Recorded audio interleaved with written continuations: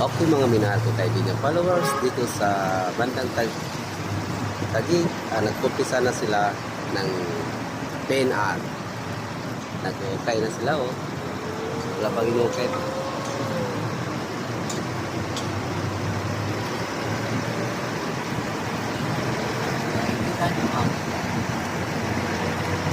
Talagang malinis-linis na talaga yung lugar na ito.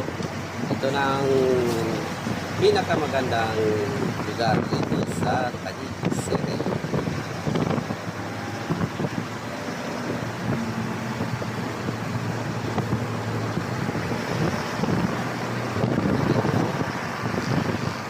Itong dinadaanan ngayon noon yung sa PNR na train sa baba.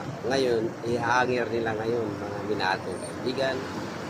Ulitin po, magandang umaga sa inyo, Luzon, Visayas at Mindanao, mga kaibigan ko followers. Okay, hanggang dito lang ako. Bye-bye. Paalam.